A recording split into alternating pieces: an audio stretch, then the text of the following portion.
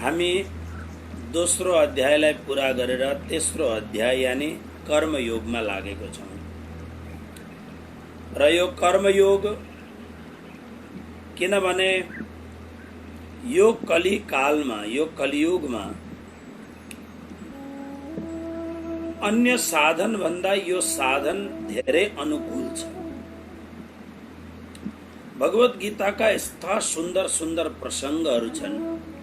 हामी जब 9 अध्यायमा पुग्दछौँ त्यतिखेर थाहा हुन्छ। 9 अध्यायमा अर्जुनले भनेका छन्, हे कृष्ण, अत्यन्त धर्मात्मा व्यक्ति हजुरको शरणमा आउँछ त्यो ठिक छ, तर जो अत्यन्त पाप गर्ने व्यक्ति पनि हजुरको शरणमा आयो भने के त्यसलाई स्वीकार गर्नुहुन्छ? भगवान श्री कृष्णले 9 अध्यायको 30 र 31 श्लोकमा अद्भुत वर्णन गर्नुभएको छ। यानी मानव अर्जुनको प्रश्न हाम्रो प्रश्न हो। हामी तन मनबाट अत्यन्त एकदम पवित्र हुन्छौँ, पवित्र रहन सक्दछौँ भन्ने सम्भावना बहुत कम हुन्छ। जानी जानी पनि हाम्रोबाट भूल हुन्छ, अनजान अवस्थामा पनि हाम्रोबाट भूल हुन्छ। उदाहरणको लागि गाडी लिएर, मोटरसाइकल लिएर, स्कुटी लिएर तपाईँ हिँड्नुभयो। अब सन्ध्याकालमा हिँड्दाखेरि त्यसबाट धेरै किरा फट्याङ्ग्रा पुतलीहरू आएर त्यसमा घुमिन्छन्। हजारौं ती साना साना कीट पतंग आदिको हाम्रो माध्यमबाट नाश हुन्छ। एउटा किसान गर्ने मान्छेले किसानी काम गर्दाखेरि ऊ हलो जोत्दछ, कोदालो लिएर खन्दछ, बन्चारो लिएर दाउरा चिर्दछ, ऊ कुटे लिएर साना साना कोदालीहरू लिएर खन्दछ। हजारौं ती गणेउलाहरू, भ्यागुताहरू, साना साना साँपका बच्चाहरू, धेरै त्यस्ता खालका जो हिलोमा बस्ने अथवा माटो मुनि बस्ने जो प्राणीहरू छन् तिनीहरूको पनि हत्या हुन्छ। अनजान अवस्थामा गरेको पाप एउटा अलग कुरो हो, तर जानी जानी पनि हामीबाट धेरै पाप हुन्छ। मानिलिनुहोस् कि कुनै अशुद्ध असत्य बोल्नु छैन, स्वभाव छ असत्य बोल्ने, फट्टे असत्य बोली निस्किहाल्यो, यो पनि त पापै हो। धेरै खालका कुराहरू छन्। त्यसकारणले यो यस्तो कलियुगमा हामी अत्यन्त शुद्ध यज्ञ गर्न सक्दैनौँ। अत्यन्त शुद्ध यज्ञ गर्नका लागि अत्यन्त पवित्र हाम्रो जुन वास्तविक गाई हुन्, काउ होइनन्, गाईहरू, ती गाईहरूको गौत चाहिन्छ, गोबर चाहिन्छ, घिउ चाहिन्छ, दुध चाहिन्छ, दही चाहिन्छ। त्यस्ता गाई नै कहाँ पाल्नु? म यहाँ बरोडामा एकदम सानो गाउँमा छु। यो पुरै यहाँनिर दुधको खोलो बग्छ भन्दा पनि हुन्छ, तर प्योर देशी गाईको दुध लिनका लागि यहाँबाट 3 किलोमिटर टाढा एउटा गाउँमा जानु पर्यो। जर्सी गाईहरू छन्, होलिस्टेन गाईहरू छन्, भैँसीहरूको राम्रो भन्दा राम्रो दुध मिल्छ, तर एउटा पवित्र जुन वास्तवमा हाम्रो कामधेनु गाई हो त्यो गाईको दुध पाउनै गाह्रो हुन्छ। मूल कुरो के हुन्छ भन्दा यसकारणले यस्ता पवित्र यज्ञहरू गर्न पनि हाम्रा लागि निकै गाह्रो पर्छ। त्यसरी नै अब पूजा पाठ गर्न बसो, माला लिएर जप गर्न बसो। मैले अहिले सोचे यो लकडाउनमा अलिकति जप गर्नु पर्यो भनेर यस्ता एक मणका, 2 मणका, यस्ता मणकाहरूका 1000 मणका भएको एउटा माला बनाएको छु, बिहान यसो केही गर्नुपर्छ भनेर। तर माला गर्न बसो मन घुमेको घुमै गर्छ अर्कैतिर। कबीरले भने, कर्मे तो माला फिरे, जीव फिरे मुख माही, मनुवा तो 34 फिरे, या तो सुमिरन नाई। माला गर्दा गर्दै कोही बेला मन काठमाडौँमा पुग्छ, कोही बेला अमेरिकामा पुग्छ, कोही बेला भारतमै घुमिरहेको हुन्छ, कोही बेला अनजान प्रदेशमा पनि मन पुग्दछ। त्यसकारणले शुद्ध माला पनि त हुन सक्दैन। पाठ पूजा गर्न बस्यो, काहीँ न काहीँ त्यस्तै हुन्छ। त्यसकारणले भगवान श्री कृष्णले भन्नुभयो यी सबै कामहरू बेला मौकामा अवश्य गर्नुपर्दछ, तर सबैभन्दा राम्रो यो कर्मयोग, जुन कर्मयोग गर्दा गर्दै हामीले मोक्ष प्राप्त गर्न सक्दछौँ। यो जीवन यानी कर्मयोग गरेपछि यो जुन फिजिकल बॉडी छ, यो जुन पांच भौतिक शरीर छ, यो पनि सफल हुन्छ। कर्म गरेपछि कर्मले निश्चित रूपमा फल अवश्य दिन्छ। इच्छा नराखिकन गरेको कर्मको फल निश्चित रूपमा परमात्माको प्रसाद भएको हुनाले त्यो राम्रै हुन्छ, मिठो हुन्छ, स्वादिष्ट हुन्छ, समाजमा त्यसले यश कीर्ति दिने काम गर्दछ। र कर्तव्य कर्म गर्दै गर्दै जाँदाखेरि अन्तिममा मोक्ष पनि अत्यन्त सुलभ हुन्छ। र त्यसकारणले यो जुन तेस्रो अध्याय छ, यो तेस्रो अध्याय एकदम कर्मयोगको अध्याय हो। हिजो हामीले 7औं श्लोकसम्म पढिसकेका छौँ। एकपल्ट 7औं श्लोकलाई दोहोऱ्याएर अनि 8औं श्लोकमा प्रवेश गर्छौँ। हजुरहरू सबै आफ्ना आँखाहरूलाई एकदम ध्यान दिएर, जो संस्कृतको तपाईहरू विद्वान हुनुहुन्छ तपाईहरूलाई त मैले भन्नै पर्दैन, संस्कृतको विद्वानहरू यदि बस्नु भएको छ भने म उहाँहरूलाई सबैलाई प्रणाम गर्न चाहन्छु कि तपाईहरूले योग्य मानेर दुईटा शब्द सुन्दै हुनुहुन्छ। तर जसले संस्कृत जान्नुहुन्न, संस्कृत भाषा हाम्रो ब्लडको ल्याङ्ग्वेज हो, हाम्रो आफ्नो भाषा हो। तर धेरै कालदेखि हाम्रा बाबुआमाका बाबुआमा धेरैले संस्कृत नपढेको हुनाले हामीलाई एकदम बाँझो जस्तो लाग्छ, अप्ठ्यारो लाग्छ। तर संस्कृत हाम्रो भाषा हो, हाम्रो ऋषिहरूको भाषा हो, हाम्रो देशमा प्राचीन कालमा बोलिने भाषा हो। हाम्रा देशका सबै स्क्रिप्चर्सहरू, सबै धर्म ग्रन्थहरू संस्कृतमै मूलमा लेखिएका छन्। त्यसले गर्दा अलिकति ध्यान दिनुभयो भने परब्रह्म परमात्मा श्री कृष्णका दिव्य मुखारविन्दबाट निश्रित भएका यी परम दिव्य वाणी पढ्दा सजिलो वाणी छन्। भावको गाम्भीर्यता छ, यसलाई हामी बुझ्ने प्रयत्न गरौँ। आउनुहोस्, अब म 7औं श्लोकको पाठ गर्दैछु। आँखा लगाएर 7औं श्लोकका एक एक शब्दहरूलाई हेर्नुहोस्। यस्त्विन्द्रियाणि मनसा नियम्यारभतेर्जुन कर्मेन्द्रियैः कर्मयोगा मसक्तः स विशिष्यते। भगवान श्री कृष्णले भन्नुभयो, जो व्यक्तिले, हे अर्जुन, जो व्यक्तिले मनद्वारा इन्द्रियहरूलाई वशमा गरेर अनि सम्पूर्ण आसक्तिबाट रहित भएर निष्काम भावद्वारा सम्पूर्ण इन्द्रियहरूद्वारा कर्मयोगम आरभते, कर्मयोगको आरम्भ गर्दछ अनि कर्मयोग प्रारम्भ गर्दछ। स विशिष्यते, त्यो श्रेष्ठ व्यक्ति हो, त्यसलाई श्रेष्ठ मान्नु पर्दछ, त्यो एकदम परम श्रेष्ठ व्यक्ति हो। मतलब के हो भने जो व्यक्तिले आफ्नो मनलाई पहिले नियन्त्रण गर्नु पर्यो। यो अलिकति अप्ठ्यारो कुरो त छ, तर निरन्तर अब्जर्भेसन गर्ने हो भने धेरै अप्ठ्यारो पनि छैन। तपाईँ बाटोमा हिँड्दै हुनुहुन्छ, पानी पर्दैछ, बाटो चिप्लो छ, तर सम्हालिएर हिँड्नु भयो भने प्राय लड्ने डर कम हुन्छ। म भगवान अमरनाथको दर्शन गर्न जाँदा एउटाले प्रसाद दियो, मैले यसरी थापेँ। प्रसाद यसरी हातमा लिएर बाबा अमरनाथको गुफामा यसरी हिँड्दैछु, त्यहाँनिर त्यो ग्रेनाइट लगाएको रहेछ। होसियार भएर हिँडिन डङ्गै लडिहाले। अब त्यो लडाईको हिसाबले त म बाँच्ने होइन, तर केही पनि भएन।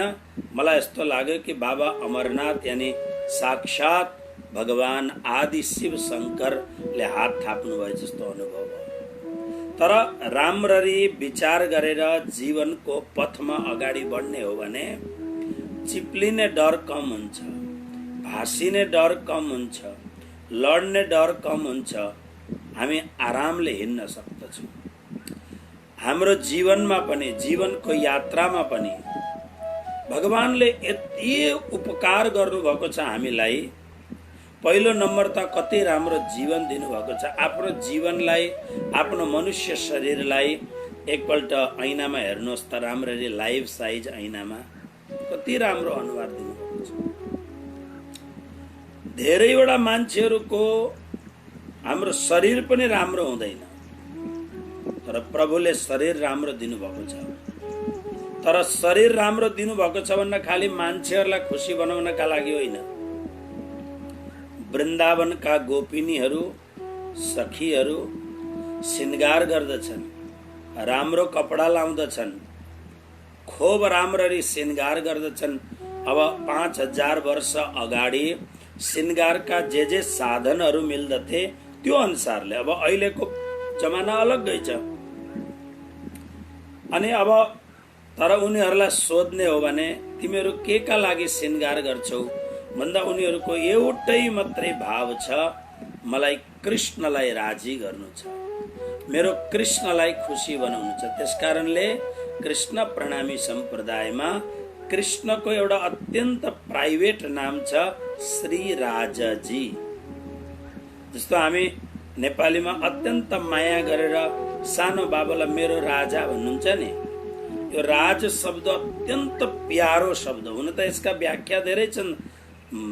राजाको अर्थ हुन्छ मालिक पनि अर्थ हुन्छ, तर यहाँ प्रिय शब्दको अर्थ। गोपीहरूले आफ्नो प्रियतम, आफ्नो प्राण प्रियतम परमात्मालाई खुसी बनाउनका लागि जे पनि काम गर्छन् त्यसका लागि गर्छन्। त्यसकारणले परमात्माले यो जुन शरीर दिनुभएको छ बहुत राम्रो दिनुभएको छ। यदि असावधान भएर, यदि जीवनलाई एकदम जस्तो तस्तो खान पान इत्यादि गरेर जीवनलाई बिगार्यो भने त अब परमात्माको के लाग्दछ त्यसमा। तर सावधान भएर जीवनलाई अगाडि बढाउने हो भने प्राय प्राय जीवन राम्ररी हुन्छ। त्यसमा इन्द्रियहरू हेर्नुहोस्, सबै इन्द्रियहरू परमात्माले राम्रो दिनुभएको छ। दुईटा आँखा, कसैका एउटा मात्रै आँखा हुन्छ, कसैका आँखाले राम्रो देखिँदैन, कसैका आँखा टेढा मेढा हुन्छन्, कसैको अनुहार भरि दाग हुन्छ, कसैका दाँत नमिलेका हुन्छन् एकदम, कसैका दाँत खुस्केका हुन्छन्, कसैको एउटा हात अर्कै खालको हुन्छ। तर परमात्माले जसलाई राम्रो शरीर देह दिनुभएको छ बहुत राम्रो। एक एक इन्द्रियहरू अरबौं अरबौं रुपियाँले पनि किन्न सकिँदैन त्यस्ता इन्द्रियहरू प्रभुले दिनुभएको छ। हाम्रा शरीरका हरेक पार्ट्सहरू त्यसरी परमात्माले बनाउनु भएको छ। अलिकति बिग्रिने बित्तिकै कोही बेला डाक्टरले केही पनि गर्न सक्दैन। खून चल्ने, खून प्रवाहित हुने जुन पाइपहरू छन् हाम्रा शरीरभित्र, जसलाई स्नायु भनिन्छ, ती नाडीहरू, कोही बेला केश जस्ता नाडीहरू छन्, अब परमात्माले केश जस्तो नाडी त्यसभित्र दुलो बनाएर त्यसबाट ब्लड घुम्दछ। त्यसकारणले जीवन बहुत राम्रो प्रभुले दिनुभएको छ। अनि प्रभु यो भन्नुहुन्न कि दिनभरि मेरै मात्रै भजन गरिराख्नु नै। पहिलेका पूर्व श्लोकहरूमा हामीले सुनेको छौँ, प्रभु भन्नुहुन्छ, परमात्मा कृष्ण भन्नुहुन्छ, धर्मपूर्वक मर्यादापूर्वक आफूलाई नियन्त्रित गरेर मर्यादामा राखेर धर्मलाई अनुभव गर्दै गर्दै धर्मपूर्वक प्रारब्धले जे पनि भोग दिएको छ त्यो भोगको उपभोग गर। इन्द्रिय ही चरण शब्दाङ्ग छ। यो होइन कि अहिले गुफा पस्न जाऊ, नै। भगवानको भनाइ अनुसारले 50 वर्षसम्म खूब इन्द्रियको उपभोग गर, तर धर्म मर्यादालाई अनुकूल राखेर। तर जब इन्द्रियको उपभोग गर, इन्द्रियद्वारा विषयको उपभोग गर्दाखेरि मर्यादालाई कहिल्यै ननाग्ने, धर्मलाई कहिल्यै नलाग्ने, अनि संयमलाई, नियन्त्रणलाई कहिल्यै पनि ननाग्ने। भन्नुको अर्थ कति सजिलो छ। हिमालयको गुफामा जानु नै भन्नु भएन, भोको बस्नु भनेकै छैन भगवानले। तर यसरी नियन्त्रण, तर यसको साथसाथमा भगवत भक्ति पनि साथसाथमा गर्ने, धर्म पुण्य उपार्जनको काम पनि साथसाथमै गर्ने। यो होइन कि बुढो भएर मात्रै गर्ने होइन। जस्तो हाम्रो नेपालमा प्राय मेरो पासमा त धेरै भक्तहरू आउनुहुन्छ। कुनै जवान मान्छे मेरो पासमा आएर दीक्षा लिएर उसले आफ्नो खानपान सुधारेर गलामा तुलसीको माला लगाएर भक्ति गर्न थाल्यो भने उसका साथीहरूले, उसका सङ्गीहरूले, उसका मित्रहरूले उसलाई भन्न थाल्छन्, यति सानै उमेरमा भक्ति गर्न थाल्ने, अहिले त खेल्ने कुद्ने खाने पिउने मोज मजा गर्ने बेला हो। यो भाषा गलत भाषा हो। यो भाषा बिल्कुल ठीक छैन। राम्रो फूल जसरी 14 फेब्रुअरीमा गुलाबको राम्रो फूल तपाईँ आफ्नो प्रेमीलाई दिनुहुन्छ, त्यसरी नै के गुलाबको सडेको फूल चाहिँ भगवानलाई चढाउनुहुन्छ तपाईँ? बिग्रेको फूल, ओइल्याएको फूल, खत्तम भएको फूल, कुहिएको फूल, कुहिएको फल, कुहिएको सामग्री भगवानलाई चढाउनुहुन्छ? नै। यो जीवन बालक हुँदा हुँदै ध्रुव र प्रहलाद जस्तो, किशोर अवस्थामा गोपीहरूले जस्तो र जवानी अवस्थामा पनि हाम्रा महान भक्तहरूले जसरी यो जीवनलाई, जीवनको अलिकति समय भगवानलाई पनि समर्पण गर्दै जाने र संसारबाट नभागिकन हाम्रो मर्यादाले जुन कर्तव्य कर्म दिएको छ, आफ्नो स्वधर्मले, गीतामा एउटा शब्द छ स्वधर्म, स्वधर्मे निधनम श्रेय परधर्म भयावह, स्वधर्मले जुन दिएको छ त्यो स्वधर्म अनुसारको कर्तव्य कर्म गर्दै गर्यो भने भगवानले यो अध्यायमा भन्नुहुन्छ उसलाई मोक्ष खोज्नको लागि तीर्थमा जान पर्दैन, मुक्ति खोज्नका लागि कुनै नदीको तटमा जान पर्दैन, मुक्ति खोज्नका लागि कुनै मन्दिरभित्र ढोका ढकढक्याउनु पर्दैन, मोक्ष खोज्नका लागि, मुक्ति खोज्नका लागि हिमालयका ती अप्ठ्यारो बाटो खोज्न पर्दैन। ऊ जहाँ बसेको छ मुक्ति खोज्दै खोज्दै उसलाई लिन आउँछ। त्यस्तो नियम छ। त्यसकारणले यहाँ भगवानले भन्नुभयो कर्मयोगम आरभते, कर्मयोगको हेर्नुहोस्, कर्म गर्न मतलब कर्मयोगको आरम्भ गर्दछ। योग तब जुड्दछ जब कर्ममा निष्कामपन हुन्छ, कर्ममा समता हुन्छ, कर्म इच्छादेखि रहित भएर कर्मको फलको इच्छा नराखी केवल अरूलाई सुख पुर्याउनका लागि कर्तव्य कर्म जसले गर्दछ त्यो कर्म होइन, त्यो कर्म योग भनिन्छ। र नै भगवानले भन्नुभयो कर्मयोगम आरभते, जसले कर्मयोगको आरम्भ गर्दछ स विशिष्यते, त्यो श्रेष्ठ हो भगवान भन्नुहुन्छ। अब आउनुहोस् 8औं श्लोकको पाठ गरौँ। नियतं कुरु कर्म त्वं कर्म ज्यायो ह्यकर्मणः शरीर यात्रापि च ते न प्रसिद्धेद कर्मणः।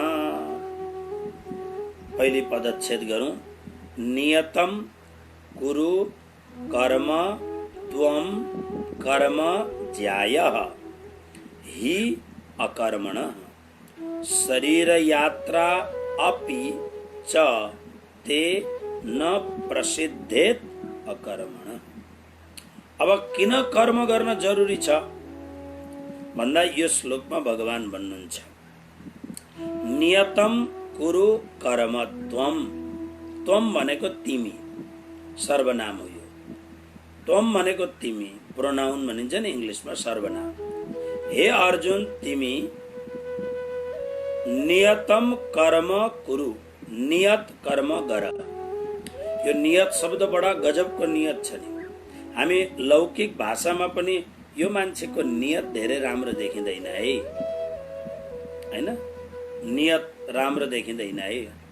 नियत शब्दको मूल अर्थ हो यहाँ जुन संस्कृतमा नियत भनिन्छ, नियत शब्दको मूल अर्थ हो निश्चित, निश्चित कुरो, निर्धारण गरेको कुरो। त्यसकारणले यहाँ नियत शब्दको अर्थ के हो भने निश्चित गरिएको कर्म गर, नियतम कर्म कुरु, निश्चित गरिएको कर्म गर। अब निश्चित गरिएको भनेको केले निश्चित गरेको, कसले निश्चित गर्ने भन्दा निश्चित गर्ने कुरामा तीनवटा कुराहरू छन्। एउटा हो शास्त्र, अर्को हो सद्गुरु अनि तेस्रो हो परम्परा। त्यसकारणले लेखेको छ य शास्त्र विधि मुत्सृज्य वर्तते काम कारत न स सिद्धिमवाप्नोति न सुखम न पराम गति। त्यसकारणले भनेको छ शास्त्रको विधिलाई, शास्त्रको मर्यादालाई, शास्त्रको नियत व्यवस्थालाई जसले उल्लङ्घन गर्दछ अथवा मान्दैन त्यसले सुख पनि पाउँदैन, मोक्ष पनि पाउँदैन। त्यसकारणले यहाँनिर जुन कुरो भनेको छ नियत शब्दको अर्थ हो यी तीनवटा चिजबाट हुन चाहिँ यहाँ अर्थमा शास्त्र मात्रै लेखेको छ। यसको मूल कारण यो जुन गीताको अर्थ गरेको छ यो पनि सामान्य अर्थ होइन, बहुत तटस्थतापूर्वक ध्यान दिएर अर्थ गरेको छ। मैले जुन अर्थ गरेको छु त्यसमा मेरा 30औं वर्षको अनुभवको साथसाथमा मभन्दा पूर्ववर्ती जो महापुरुषहरू हुनुभयो उहाँ महापुरुष, किनभने व्यासोच्छिष्टम जगत सर्वम, त्यसकारणले मभन्दा पूर्ववर्ती महापुरुषहरूको धेरै कुरोलाई हेरेर अनि अर्थ गरिएको छ। त्यसकारणले यहाँ शास्त्र भन्नुको अर्थ के छ भन्दा मैले जुन तीनवटा कुरो भने शास्त्र, सद्गुरु र परम्परा। अब सद्गुरुमा यो छ यदि वास्तवमा सद्गुरु नै भेटियो भने त ठिक छ, तर कोही कोही बेला गुरुका रूपमा पाखण्डी पनि त भेटिन्छ नि त। कोही कोही बेला गुरुका रूपमा धूर्त पाखण्डी पनि भेटिन्छ। अनि अब श्रद्धा भन्ने कुरो बडो अप्ठ्यारो कुरो हुन्छ। श्रद्धा भइहाल्यो भने पाखण्डीमा पनि श्रद्धा भयो भने त अनि पाखण्डीले जे भन्यो त्यो मानिन्छ। तपाईहरु देख्दै हुनुहुन्छ कि हाम्रा धेरै पाखण्डी गुरुहरू अहिले जेलमा छन्। कारण के भन्दा उनीहरूले यो जुन बाटो छ नि, यो धर्मको बाटो, यो जुन सत्संगको यो बाटो, यो बडा सजिलो बाटो छ।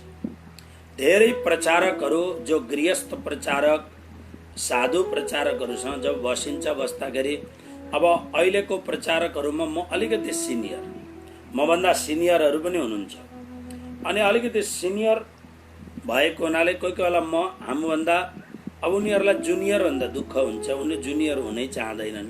तर मेरा सहकर्मी साथीहरूसँग बस्दा म हमेशा यो कुरो भन्दछु, हेर साथियो, नौतनपुरी धाम, मङ्गलपुरी धाम, कालिम्पोङ जहाँ बसेर अथवा वृन्दावन, हरिद्वार जहाँ बसेर पनि 2-3 वर्ष 4-5 वर्ष बसेर आएपछि एउटा पण्डित भन्ने ठप्पा लाग्यो, स्ट्याम्प लाग्यो, अनि केही जानिएको पनि छ। अब मान्छेहरूमा श्रद्धा त छँदैछ। देशको संविधानबाट पो हिन्दू राष्ट्र होइन भनेर केही विधर्मीहरूले निकाले त, तर मान्छेहरूको आस्थामा त अहिले पनि आस्था छँदैछ, जबरदस्त आस्था छ अहिले पनि। तसर्थ त्यो आस्थाले गर्दाखेरि मान्छेले मानिहाल्छन्। अनि म भन्छु हेर कति सजिलो छ, 7 दिन व्यासमा बसो अथवा 3 दिन व्यासमा बसो। त्यो व्यासमा बसेपछि त्यो व्यास गद्दीको यस्तो कृपा छ कि मान्छेहरू सबैले ओहो राम्रो कुरो भन्छन्। अब बोल्यो 1 घण्टा 2 घण्टा, अहिले मान्छेहरूलाई सुन्ने त्यत्रो फुर्सद छैन। अनि अब 2-3 घण्टा बोल्ने बित्तिकै मान्छेहरूले खाना पनि मिठो मिठो दिन्छन्, कपडा पनि दिन्छन्, अनि साथसाथमा पैसा पनि थुप्रो दिन्छन्। हलो जोतेर दिनभरि काम गरेर, दिनभरि हलो जोत्दाखेरि, दिनभरि ज्यामी काम गर्दाखेरि जुन कुरो पाउँदैन त्यो तपाईहरु प्रचारकहरूमा हेर्नु, सबै एमए बिए गरेका छैनन्। 8 क्लास 10 क्लास पास गरेका, कोही फेल भएका पनि तीर्थ बसेर आएर अलिअलि सिकेर राम्ररी कार्य गर्दैछन्। कोही अप्ठ्यारो छैन। प्रामाणिक रूपले प्रमाणपूर्वक राम्रो हितपूर्वक धर्मलाई आफ्नो अँगालोमा राखेर आफ्नो शिरमा राखेर त्यस्ता व्यक्तिले धर्म प्रचार गर्दा पनि राम्रो कुरो। धर्मका लागि धर्म प्रचार गर्ने पैसाका लागि प्रतिष्ठाका लागि होइन। अनि म भन्छु मेरा साथीहरूलाई, हेर केही गर्नु पर्दैन, मात्र अलिकति बडबड गर्दाखेरि अब 100 जना सुन्ने आएका छन् भने 10 जनामा त त्यहाँ पागल प्रेमीहरू मिल्छनै मिल्छन्। आहा भन्छन् हिजो अस्तिसम्म केही नजान्ने मान्छे अलिकति यसो 6 महिना 8 महिना सिकेर आएपछि अहिले ठुलो पण्डित छन्। राम्रो कुरो, व्यवस्था बढाउँदै जाँदा भने धर्मको प्रचार गर्नु राम्रो कुरो, म निन्दा गर्दिन। तर हमेशा ध्यान राख्ने, किनभने व्यासमा बसेर बोलेपछि सामनेवाला मान्छेले हामीले बोलेको कुरोलाई फलो गर्छन्, त्यसलाई अनुसरण गर्दछन्। यदि हामीबाट कुनै गलत कुरो निस्क्यो भने अनि फलो पनि गलत हुन्छ। त्यसकारणले कृष्णले गीतामा भन्नुभएको छ, यद्यदाचरति श्रेष्ठस् तत्तदेवेतरो जनः सयत् प्रमाणम कुरुते लोकस् तदनुवर्तते। कृष्ण भन्नुहुन्छ, अर्जुन हामीले राम्रो काम गर्नु पर्दछ। किन अर्जुन हेर, मैले कुनै काम गर्ने जरुरत छैन, म परमात्मा हुँ, तर पनि म लोक संग्रहमेवापि सम्पश्यन कर्तुमर्हसि, म अवश्यमेव निरन्तर कर्म गर्दछु, कर्मयोग गर्दछु। किन भन्दा मैले जे गर्दछु आउनेवालाले मेरो कर्मलाई हेरेर, म हिँडेको बाटोलाई हेरेर त्यसलाई प्रमाण मान्दछन् र त्यही बाटोमा पछिका मान्छेहरू हिँड्दछन्, त्यसलाई अनुसरण गर्दछन्। सजिलो छ। त्यसकारणले पाखण्ड धर्म अर्को। अब सद्गुरु शब्दलाई यहाँ लिएको छैन, किनभने सद्गुरु सबै सुयोग्य, यो कलियुगमा सुयोग्य सद्गुरु हुँदैनन्। कोही धनको लालचमा, कोही मानको लालचमा, र कोही कोही त यति घिनलाग्दो काम गर्दछन् व्यासमा बसेर पनि, जुन एउटा अत्यन्त कामुक भावनाले, अत्यन्त कामासक्त भएर पनि उनीहरू त्यो खालको काम पनि गरेको हुन्छ। त्यसले गर्दाखेरि यहाँ सद्गुरुको महिमालाई नघटोस् भनेर लिएको छैन। परम्परा यस्तो कुरो, परम्पराबाट धेरै कुरो कुरीतिहरू पनि आउँदछन्।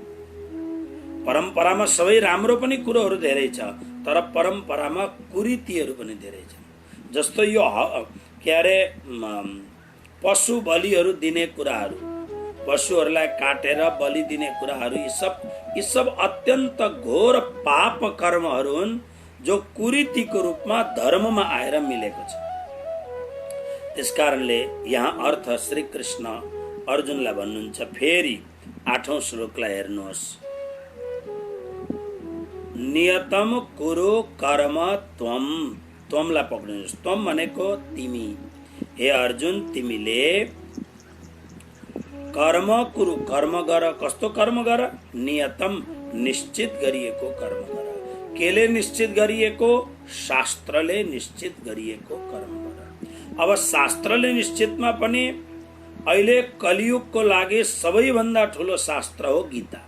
एकम शास्त्रम देवकी पुत्र गीता।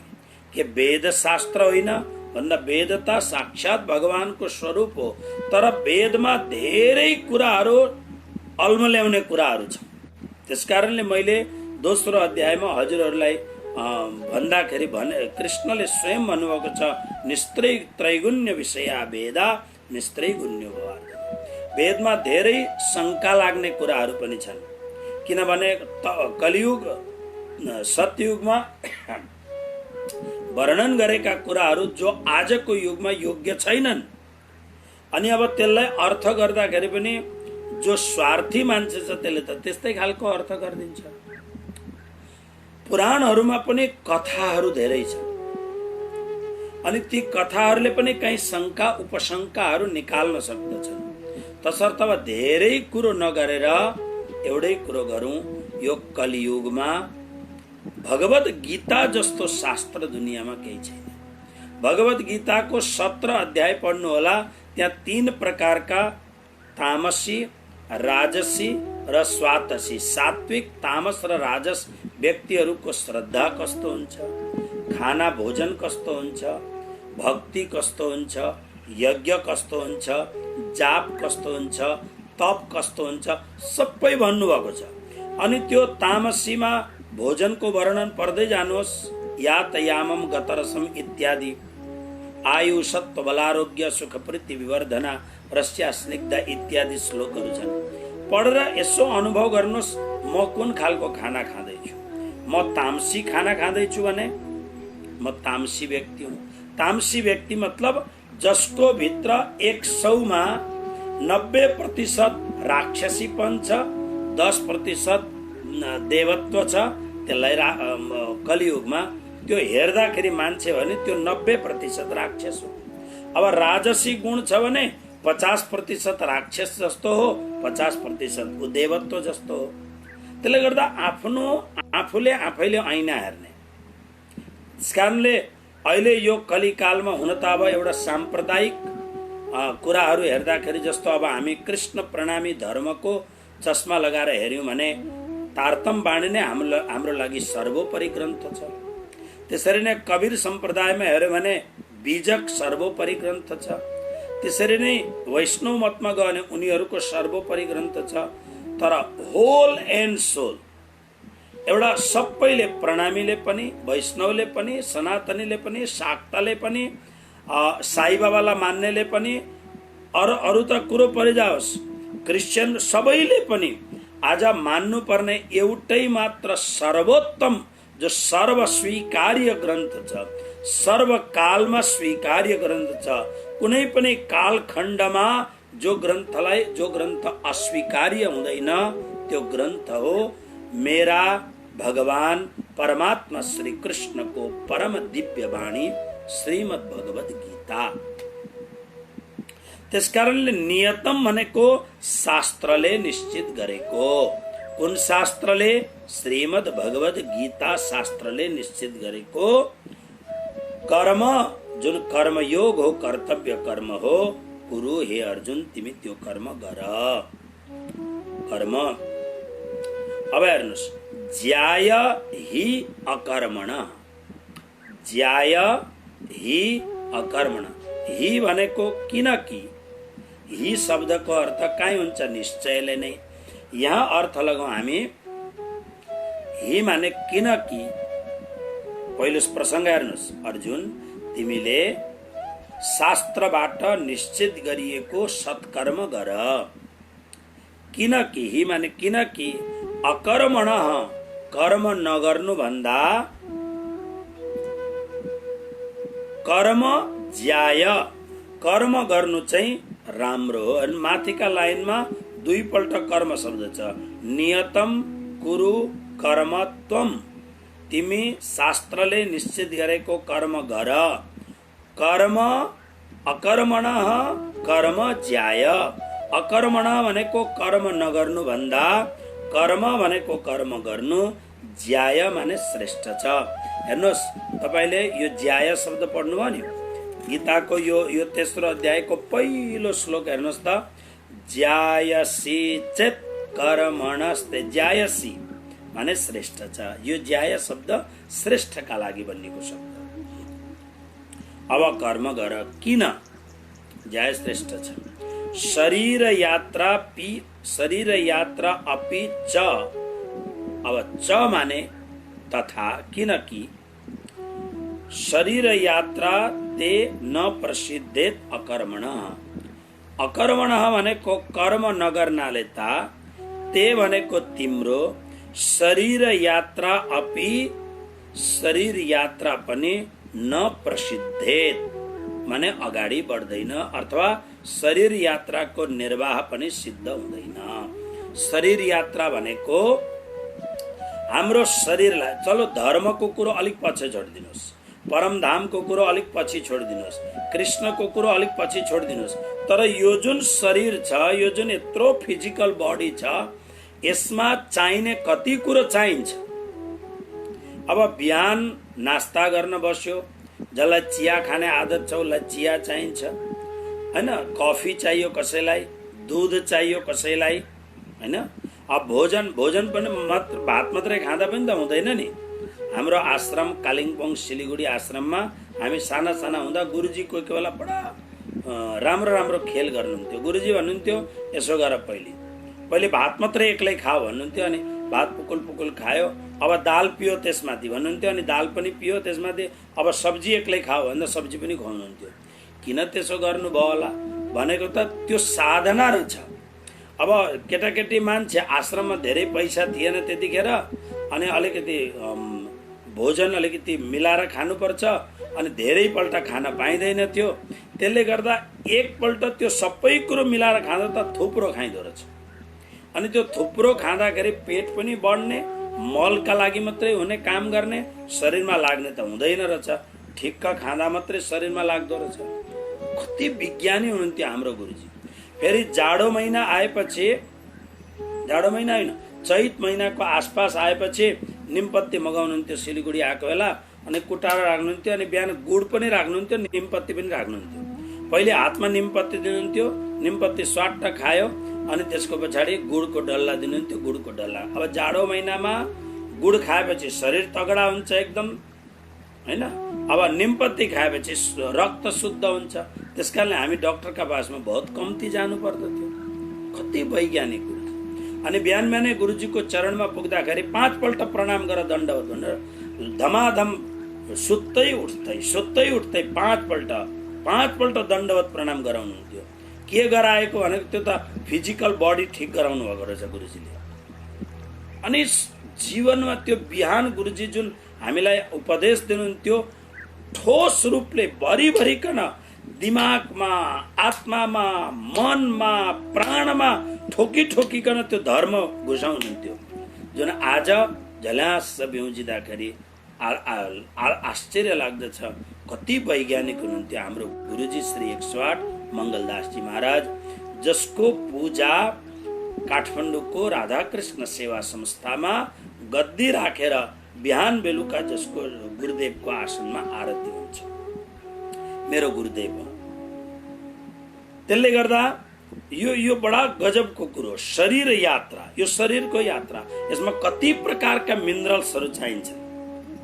त्यो म अमेरिकातिर जाँदाखेरि कोही बेला त्यहाँ जाँदाखेरि आउटलेटमा दबाईहरू राखेका हुन्छन्, जो डक्टरलाई सोध्नु पर्दैन, किनेर लिएर आए हुन्छ। त्यसमा प्राय दबाईहरू 50 वर्षभन्दा माथिकाले खाने सप्लिमेन्ट्रीहरू हुन्छ त्यसमा। अनि सप्लिमेन्ट्रीहरू हेर्नुहोस्, त्यसको त्यो सप्लिमेन्ट्रीको इन्ग्रिडियन्ट्स हेर्नु भने पढ्न सक्नुहुन्न। शरीरलाई चाहिने कति सैकडौँ मिनरल्सहरू यसमा हालेको छ भनेर लेखेको हुन्छ। त्यसकारणले शरीर यात्रा भनेको जबसम्म हामी बाँच्दछौँ, यो शरीर त परमात्माको देन हो, यो परमात्माको गिफ्ट हो, उपहार हो। यसलाई राम्ररी चलाएर लिएर जानुपर्छ। त्यसकारणले अर्जुन, तिमीले फेरि ध्यान दिएर सुन्नुहोस् अनि अगाडि बढौँ। अर्जुन, तिमीले शास्त्रद्वारा निश्चित गरिएको नियत कर्मलाई त तिमीले गर्नै पर्छ, तिमी गर। हो, शास्त्रद्वारा निश्चित गरिएको कर्म अब काम हुँदैन, त्यो कर्म योग भयो। जस्तो उदाहरण फेरि आयो, उदाहरण दिइहालौँ तपाईँलाई। तपाईँ घरमा बिहान उठेर तमाम काम गर्नुहुन्छ, झाडु लगाउनुहुन्छ, पोता लगाउनुहुन्छ, नानीहरूको लागि खाना बनाउनुहुन्छ, पतिदेवको सेवा गर्नुहुन्छ, सासू ससुराको सेवा गर्नुहुन्छ, आफ्ना कपडा धुनुहुन्छ, साथसाथमा टिकटकहरू पनि। अहिले त म फेसबुकमा हेर्छु, टिकटकहरूको भरमार छ एकदम। भ्याउन त म धेरै भ्याउँदिनँ, तर यसो फेसबुक 1-2 पल्ट सारसार हेर्दाखेरि देख्दछु म। आफूले चिनेका मान्छेले बनाएको छ भने खुसी पनि लाग्छ, राम्रो बनाएछौ। अनि त्यसमा अलिकति अङ्ग प्रत्यङ्गहरू धेर देखाएर नचाहेर गरेको छन्, सल्लाह पनि दिन्छु, यसो नगर नि, अलिकति उपभोग गर्ने, तर मर्यादापूर्वक उपभोग गर्ने। हर चिजमा एकदम सूक्ष्म दृष्टि राख्ने, हर चिजमा मर्यादा हुनुपर्दछ। अमर्यादित जीवन हुनु हुँदैन। सूर्यले आफ्नो मर्यादा कहिले छोड्दछ? चन्द्रमाले आफ्नो मर्यादा कहिले छोड्दछ? हावाले आफ्नो मर्यादा कहिले छोड्दछ? नै। हामीले पनि मर्यादा छोड्नु हुँदैन, आफ्नो मर्यादामा रहनुपर्छ। त्यसकारणले नियतम। अब यो घरको कामहरू तपाईहरुले गर्नुभयो, यो काम हो, यो कर्म हो। तर तपाईहरु आश्रममा जानुहोस्, चाबेलमा आश्रममा जाँदाखेरि कुनै दिन गएर चटक्क चारैतिर बारीमा जानु, 2-4 सब्जी लगाउनुहोस्, झाडु लगाउनुहोस्। त्यहाँ साना साना मैले आमा बाउ नभएका नानीहरू राखेको छु, ती नानीहरूलाई एक दिन नुहाइदिने काम गर्नुहोस्। जाँदाखेरि साबुन बोकेर जानुहोस् अनि चिटिक्क नुहाइदिनुहोस्। कपडाहरू फाटेका छन् भने कपडाहरू सिलाउनका लागि कोसिस, मतलब तपाईँ जब आश्रममा गएर काम गर्नुहुन्छ त्यो कर्मयोग हुन्छ। किन भन्दाखेरि यहाँ तपाईँको ममता छैन। यहाँ अब सानो सानो सेवा गर्नुभयो भने अहंकार पनि रहँदैन। प्राय प्राय म हेर्दछु राम्रो राम्रो पोस्टमा भएको मान्छेहरू झुक्नै चाहँदैन। हामी अध्यक्ष हौं, हामी सचिव हौं, हामी फलाना हौं, नै। त्यसकारणले मैले हमेशा भनेको छु, मेरो आश्रममा यो त एउटा व्यवस्था मात्र हो, तर आश्रममा मात्र नै मात्र म सहित हामी सबै आश्रमका, सनातन धर्मका र कृष्णका सेवक हौं। हामी कोही पद प्रतिष्ठावाला होइनौं, हामी मात्र सेवक भएर हामी जन्मेको छौं, सेवक भएर मर्नु पर्दछ। सेवक भएर मरियो भने प्राणनाथजी भन्नुहुन्छ, मोमिनों को चाहिए ऐसा मौत। त्यो मौत नै फरक हुन्छ, त्यो मृत्यु नै फरक हुन्छ। त्यो मृत्यु त परमधाम लाने मृत्यु हुन्छ। त्यो मृत्यु त सारा संसारका आँखा भरि आँसु आउने मृत्यु हुन्छ। किनभने हामी सेवक थियौं, हामी मालिक बन्ने कहिल्यै कोसिस गर्यौं, हामी सेवक। त्यसकारणले जहाँ तपाईको ममता छैन, ममता पूर्ण ढंगले, ममताको ढंगले र मेरोपनले, अधिकारपनले गरेको कुरोहरुमा यो कर्म मात्र हुन्छ, काम मात्र हुन्छ, सेवा हुँदैन। जस्तो हाम्रो दिदी बहिनीहरू पशुपतिनाथमा गएर शरबतहरू तपाईहरु त्यहाँनेरि बाँड्नुहुन्छ, आश्रमको फोटोहरू लगाएर, यो सेवा हो। यो यस्तो सेवा हिजो अस्ति यो के अरे हाम्रो यो लकडाउनको बेलामा हाम्रो राधाकृष्ण सेवा संस्थाका पदाधिकारीहरू मध्ये 2-4 जना 5 जना को मिलेर हाम्रो आश्रमको तर्फबाट 51,000 रुपैयाँ दिएर धेरै भोजन प्रसादहरू गराउने दुखीहरूलाई, यो सेवा भयो। यो तर तपाईले अब उपभोग गर्नुहोस्, उपभोग गरेको त्यो काम मात्र हुन्छ। तर जहाँ उपभोग हुँदैन, उपयोग मात्र, त्यहाँ भोग होइन, त्यहाँ योग हुन्छ। त्यो योगद्वारा गरेको कामलाई कर्मयोग भनिन्छ। त्यसकारणले यो शरीर चलाउन अर्जुन तिमीले कर्मयोग गर्नै पर्दछ। किनभने कर्मयोग गर्यौ न भने त तिम्रो यो यत्रो जुन फिजिकल बडी छ, यो शरीर छ, शरीर यात्रा, यात्रा भनेको जबसम्म मरिदैन तबसम्म त यात्रा छ नि त। नेपालीमा त यात्राको कत्रो मिठो कविता छ। यो यात्रा हो, शरीरको यात्रा हो यो। त्यसकारणले शरीर यात्रा पनि सिद्ध हुँदैन, यानी शरीर पनि चल्दैन। अब यसरी गरेको कर्मको भाव कस्तो हुन्छ? आउनुहोस् श्लोक नम्बर 9 ध्यान दिएर हेर्नुहोस्। यज्ञार्थात् कर्मण्यत्र लोकोऽयं कर्म बन्धन तदर्थं कर्म कौन्तेय मुक्त संगः समाचर। हाम्रो एकजना भक्त जो बुटवलमा एकजना भक्त हुनुहुन्छ, मेरा दीक्षित शिष्य हुनुहुन्छ शोभा श्रेष्ठ। उहाँले एउटा प्रश्न लेख्नु भएछ, म फेरि बिर्सिन्छु, मेरो बडा बिर्सिने काम, बडा खतरा काम छ। त्यसले उहाँले के लेख्नु भएछ भने, गुरु महाराजजी सांख्यको अन्तिम दिन 5 मिनटको समय दिनु भन्नुभएको थियो, मैले बुझिन गुरुजी भनेर लेख्नु भएको रहेछ। मैले सायद प्रतिदिन भन्छु होला 5-10 मिनटको समय दिनु। अहिले तपाईहरुले सुन्नुभयो, सुन्दाखेरि त मजा आयो, आनन्द आयो। तर यो कुरोलाई स्थायी राख्नु छ भने, नभएदेखि यो के हुन्छ भन्दाखेरि तपाईहरुले भागवत सुने जस्तो मात्रै हुन्छ। तपाईहरु जानुहुन्छ 9 दिनसम्म बडा व्रत लिएर मुण्डन गरेर व्रत लिएर चोखो पवित्र भएर अनि 7 दिनसम्म मजाले भागवत सुन्नुहुन्छ। अनि 7 दिन भागवत सुनेपछि अहिले भागवतको स्मरण दिमागबाट सेलाको हुँदैन। अब त्योभन्दा पहिले त पार्टी सुरु गर्नुहुन्छ। अनि पार्टीमा तपाईँहरू के पस्किनुहुन्छ, पार्टीमा कस्ता खालका मान्छे आउँछन्। हिजो अस्तिसम्म जुन मरिमरिकन धर्म गरेको छ कति छिटो अधर्मतिर लाग्यो। किनभने त्यो पुरानो सुनेको छ नि, त पण्डितहरूबाट सुनेको छ, बाहुन बाजेहरूबाट सुनेको छ। भागवत लगायो भने पितृ तर्छन्, भागवत लगायो भने ठुलो पुण्य हुन्छ भन्ने हामीले सुनेको छ। बस पितृ तार्नका लागि, पुण्य लुट्नका लागि हामी गर्दछौँ। तर त्यसमा भनेको के छ त्यो बुझ्नै हामी चाहँदैनौँ। मैले 22-24 वर्ष अगाडि भागवत काठमाडौँमा गर्दा भागवत गर्दै जान्छु। त्यो विशाल नगरतिर भागवत गरेको थिएँ हाम्रो रिता दिदी राजेशपुरीको घरमा। यसो हेर्छु मान्छेहरू सागसब्जी लिएर सुधारिरहेछन्, दाजुभाइहरू न्युज पेपर पढिरहेछन्। त्यतिखेर त मोबाइलको यति चलन आइसकेको थिएन, नभएदेखि गजब हुन्थ्यो। अलिक पर गएर कोही सिगरेट पनि पिइरहेछ, सब्जी सुधारिरहेछन्। अनि बिचमा श्रीमन नारायण नारायण भन्ने बेलामा सबै सजग भएर नारायण नारायण नारायण भन्थे। फेरि मैले भने यस्तो भागवत कथा त मैले कहिले गरेको छुइनँ, म त भारतमा कथा गर्ने आदत। पछि मैले अलिक 2-3 दिनपछि अलिकति म आएको छु है भन्ने उपस्थित, किन म नेपालमा यो परम्पराले कथा गरेको पहिलो खेप कथा, मतलब नेपालको उसमा कथा त म 35 वर्षबाट गर्छु।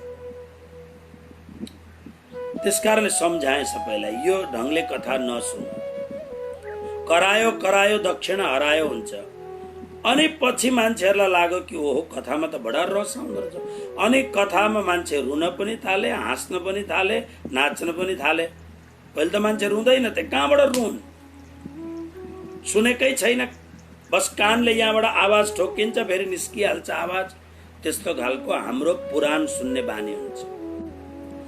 मैले 5 मिनट दिनु भन्नुको अर्थ तपाईँहरूकै लागि हो। तपाईँहरू एकछिन यो पढाइसकेपछि भोलि फेरि भगवत गीताको स्वाध्यायको प्रसङ्गमा आउनुभन्दा अगाडि यसलाई अलिकति दखल च्याएर अलिकति यसलाई स्वाध्याय गरेर आउनुहोस् भन्न खोजेको मैले।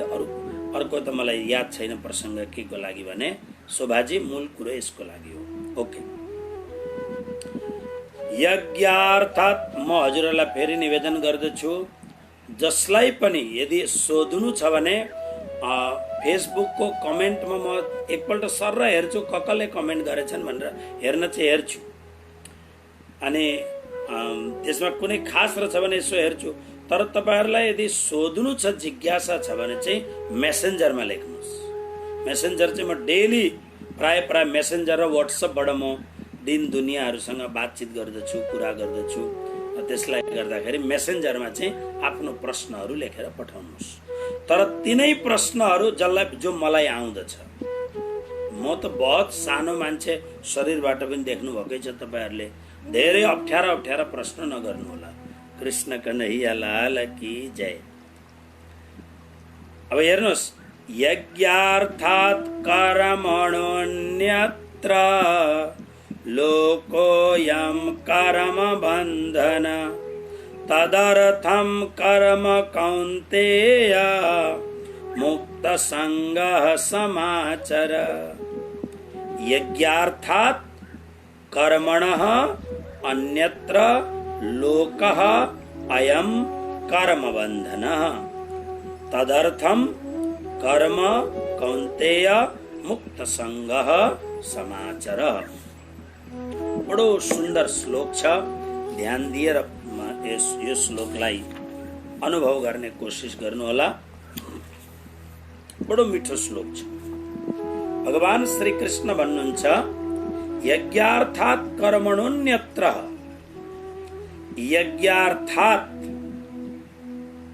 यज्ञार्थातको अर्थ यज्ञका लागि गरिनुपर्ने जुन कर्म हो। यज्ञ अब शब्द नयाँ आयो नि, यज्ञार्थात् यज्ञका लागि। अर्थात् माने हामी नेपालीमा अर्थात्, यहाँ अर्थात् शब्द आयो। यज्ञ अर्थात् भनेको यज्ञका लागि जुन कर्म गरिन्छ अन्यत्र त्यो भन्दा भिन्न कर्मणः कर्ममा लागेको लोकः अयम अयम भनेको यो मान्छे अयम लोकः यो मान्छे कर्म बन्धन कर्ममा बाँधिन्छ। अब राम्ररी ध्यान दिनुहोस्, बडा गजबको श्लोक छ। यज्ञका लागि जुन कर्तव्य कर्म उसले गर्दछ त्योदेखि अतिरिक्त, यानी यज्ञबाट अतिरिक्त उसले जुन पनि कर्म गर्दछ त्यो कर्म बन्धनको लागि हो। शब्द राम्ररी ध्यान दिनुहोस्। यज्ञार्थात्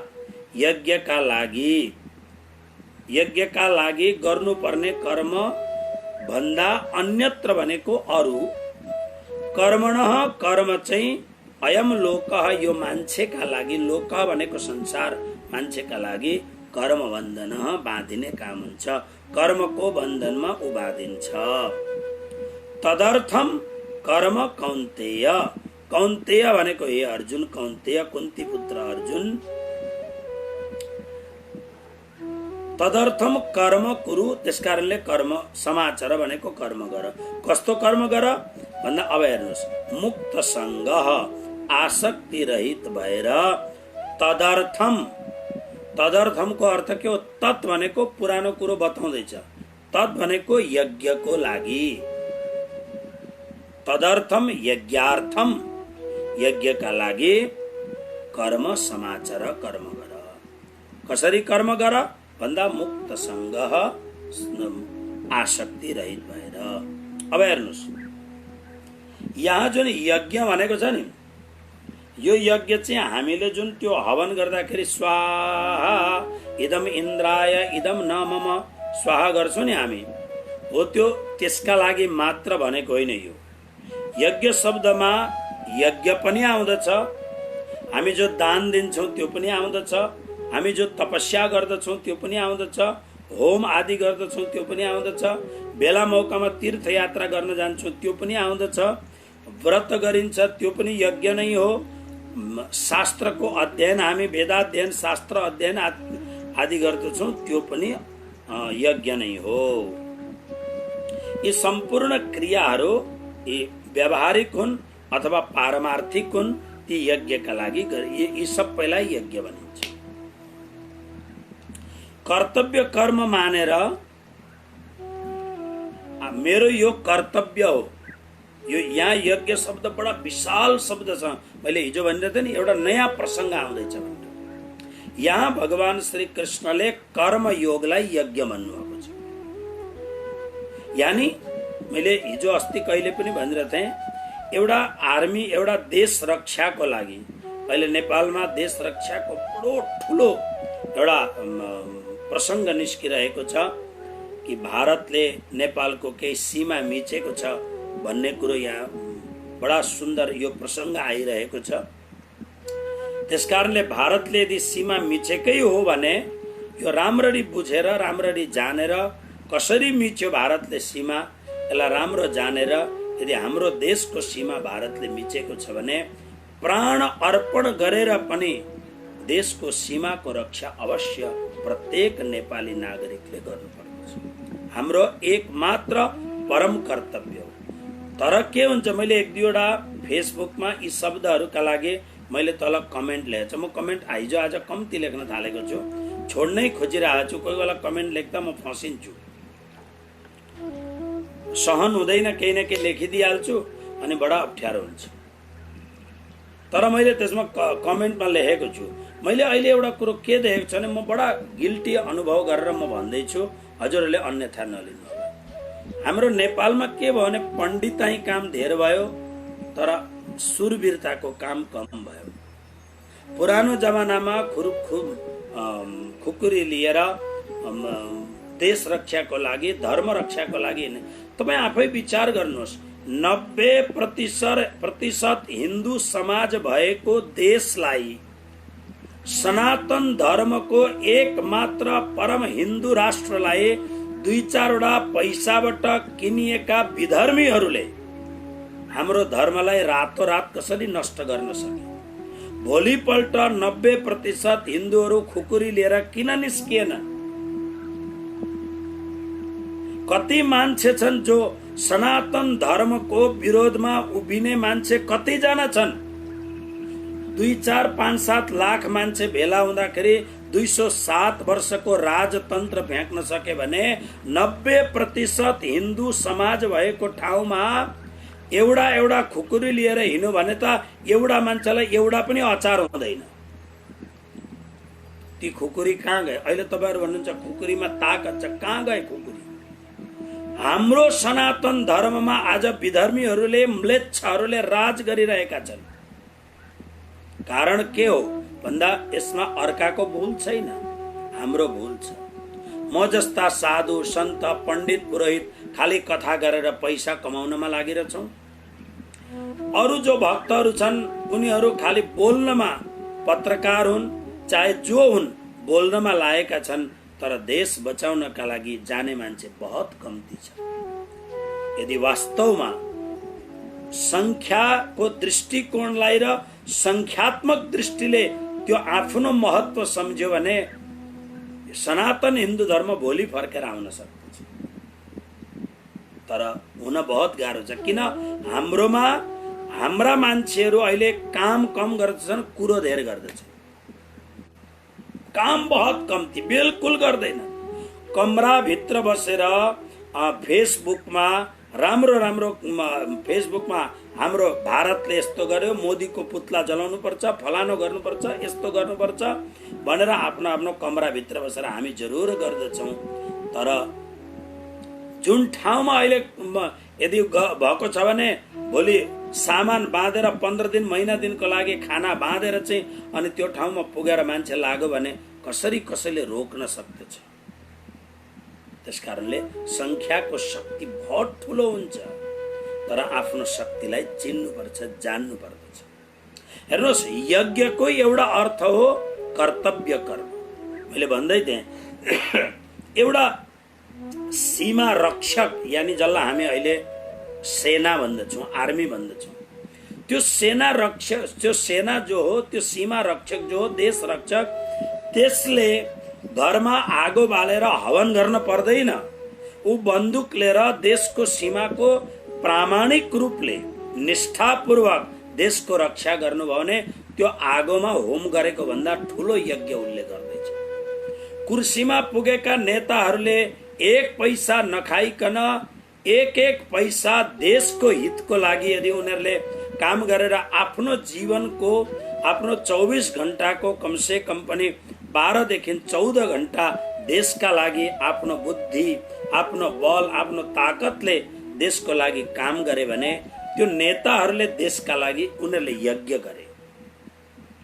त्यस्तै कर्मचारीहरूले पिउनदेखि लिएर सचिवसम्मका, मुख्य सचिवसम्मका कर्मचारीहरूले प्रत्येक क्षणलाई यदि देशको आफ्नो कर्तव्य कर्मलाई उनीहरूले कर्तव्य कर्म मानेर गरे भने उनीहरूले स्वाहा गरिरहनु पर्दैन। स्वाहा बाहुनहरूलाई छोडिदिनुहोस्, त्यो काम, त्यो यज्ञ हो। त्यो यस्तो यज्ञ गर्नु हो भने हाम्रो देश स्विजरल्यान्ड भन्दा धेरै राम्रो हुन सक्छ। के छैन हाम्रो देशमा? कहीँ हिउँ परिरहेछ भने कहीँ आगो जस्तो सूर्य नारायण भगवान पनि बर्सिरहेछन्। हर मौसम हाम्रो पासमा छ। प्रत्येक फल फलादी हाम्रो देशमा छ। प्रत्येक उम्रिएका जराहरू हाम्रा देशमा औषधिहरू छन्। गंगा जमुना जस्ता, दिव्य नारायणी जस्ता, गण्डकी जस्ता नदीहरू हाम्रा देशमा छन्। हाम्रो देशमा यदि केही छैन भने हाम्रो भित्र आँट छैन। हाम्रो भित्र अहिले अत्यन्त दुःखपूर्ण ढंगले भन्नु पर्दाखेरि हामी देशको लागि नमक हलाल होइनौं, नमक हरामी धेरै भएका छौं। कुरा हामी धेरै गर्दछौं, काम बहुत कम्ती गर्दछौं। त्यसकारणले काम कम, जसले पूरा तलब लिन्छ, काम कम गर्दछ भने त्यसलाई हरामी भनिन्छ। त्यसलाई त्यो हरामी हो। त्यो प्राणनाजीले त्यस कारणले भन्नुभयो, धनिये तो धन बहुत दिया पर लिया न हराम खोर। त्यसलाई हराम खोर भनिन्छ, त्यो हरामी हो। त्यो यसकारणले प्रत्येक अत्यन्त भ्रष्टाचार भएको देशमा हरामीहरूको संख्या धेरै हुन्छ। त्यसले गर्दा देशमा नोक्सान हुन्छ। बहुत अप्ठ्यारो कुरो छ। मैले देशको विषयमा भन्दै जाँदा धेरै म बोलिहाल्छु फेरि, त्यसकारणले आज यति नै कुरा। भगवान श्री कृष्ण अर्जुनलाई भन्नुहुन्छ, अर्जुन यज्ञार्थात् यज्ञको लागि तिमीले यज्ञका लागि कर्म नगरेर, यज्ञका लागि भन्ने स्वाहा होइन नि, कर्मयोग आफ्नो कर्तव्य कर्मको लागि गर्नुपर्ने काम छोडेर तिमीले यदि कर्म गर्यौ भने त्यो कर्म बन्धनको कारक हुन्छ। किन गर्यौ कर्म भन्दा या त पैसा कमाउनको लागि गर्यौ, या प्रतिष्ठा कमाउनको लागि गर्यौ, अथवा त यस्तै खालका कुराका लागि गर्यौ, जसले गर्दा अब कर्म मुक्तिको कारक नभएर बन्धनको कारक हुन्छ। त्यसकारणले हे अर्जुन, कौन्ते हे अर्जुन, मुक्त संग भनेको आसक्तिबाट कर्म गर। अनि एउटा कुरो राम्रो विचार गर्नुहोस् न, हलुवा बनाएपछि त हलुवा नै हुन्छ नि, त्यसमा अर्को ढिँडो थोडी आउँदछ। हलुवा भने चाहिँ हलुवा हुन्छ। राम्रो कर्म गरेपछि त्यसको फल राम्रो हुन्छै हुन्छ। आशा नराखिकन गर्दाखेरि पनि राम्रो कर्म गर्दा राम्रै कर्म हुन्छ। एउटा मान्छेले आफ्नो 30 या 25 वर्षको कार्यकाल राम्ररी बिताएर पैसाको अर्जन गरेको छ भने अब ऊ मरुन्जेलसम्म खाना लाउन उसलाई तकलिफ हुँदैन। भयंकर ठुल्ठुला बिल्डिङ नहुन् उसका पासमा, तर खाना लाउन पर्याप्त हुन्छ। त्यो मान्छेलाई हेर्नु, उसका आँखामा जुन तेज हुन्छ, उसको भित्र जुन परम शान्ति हुन्छ, त्यो घुसखोरलाई, त्यो नमक हरामलाई त्यो शान्ति हुन सक्दैन। त्यो परम शान्ति उसलाई भित्र हुन्छ। मैले मेरो जीवनमा देशका लागि मैले काम गरेँ, मैले प्रामाणिक रूपले काम गरेँ, मैले घुस खाइनँ, मैले राम्रो काम गरेछु, मैले जे गरेँ देशका लागि गरेँ। उसलाई भित्र शान्ति हुन्छ, आनन्द हुन्छ, उसलाई पोल्दैन भित्र। अहिले हेर्नुहोस् त, म नाम लिन्न, तर धेरै ठुल्ठुला मान्छेहरू, कुर्सीमा बसेका मान्छेहरूको चेहरामा मायुसी देख्दैछु। पैसा कति हो कति, तर मायुसी यानी दुःख, अवसाद, भ्रम, किङ कर्तव्य विमूढ, त्यो खालको पन देख्दैछु। किन भन्दा आफ्नो कर्तव्य पालन गरेको छ। त्यो बन्धनको कारक हुन्छ। बन्धनको कारक पनि नरक जाने कारण बनिन्छ। त्यसकारणले अर्जुन मुक्त संघको अर्थ भयो कि आसक्तिलाई छोडेर, प्रभु मलाई राम्रो राम्रो कर्म गर्ने प्रेरणा दिनुहोस्, म राम्रो कर्म गर्दछु, फल जे इच्छा हुन्छ त्यो दिनुहोस्। कृष्णले गीताको 9 अध्यायको 22 श्लोकमा, मैले कुनै भक्तलाई एउटा सन्देश लेख्दाखेरि यो लेखेको छु। 22वां श्लोकमा कृष्णले भन्नुभएको छ, तिमीले राम्रो कर्म गर्यौ भने, राम्रो कर्म गर्दै जाऊ अनि मलाई चाहँदै, मलाई स्मरण गर्दै जाऊ, तिम्रो हर कार्य म स्वयं उपस्थित भएर गर्छु। गीताको 9 अध्यायको 22 श्लोक, अनन्याश्चिन्तयन्तो माम् ये जनाः पर्युपासते इत्यादि। मुक्त संग भएर तदर्थम भनेको यज्ञार्थम, यज्ञका लागि मतलब कर्तव्य कर्म बोधको लागि कर्म समाचार कर्म गर। यस्तो कर्म गर्दा के हुन्छ भन्दा देवता पनि तिम्रा वशीभूत हुन्छन्, यानी देवताहरू पनि तिम्रा लागि काम गर्न थाल्छन्। यसरी कर्म मुक्त संग समाचार गर्यो भने यो 10 र 11 श्लोक मात्रै पढौं, अर्थ भोलि गरौँला। सह यज्ञः प्रजाः श्रेष्ठा पुरोवाच प्रजापतिः अनेन प्रसविष्यध्व मेषवोस्त्विष्ट कामधुक् देवान् भावयतानेन ते देवा भावयन्तु वः परस्परं भावयन्तः श्रेयः परमवाप्स्यथ। यस्तो खालको जब आफ्नो काम उसले त्यही गर्दैछ, काम कुनै नयाँ काम गरेको होइन, एउटै त्यही संसारको काम गर्दैछ, तर यज्ञार्थात् यज्ञको लागि गर्दैछ। यानी आफ्नो कर्तव्य कर्म निश्चित रूपमा प्रामाणिक भएर, अनेस्ट भएर वो कर्म गर्दैछ। त्यो कर्म गर्दा गर्दै पूरा अस्तित्व, पूरा जहान, पूरा खगोल भूगोल र समग्र देवताहरू पनि त्यो कर्तव्य कर्मले आपसे आप प्रसन्न हुन्छन् कर्तव्य कर्म गर्दा। यस्तो कर्तव्य कर्म अर्जुन कर्मयोग तिमी गर। कृष्ण कन्हैया लाल की जय।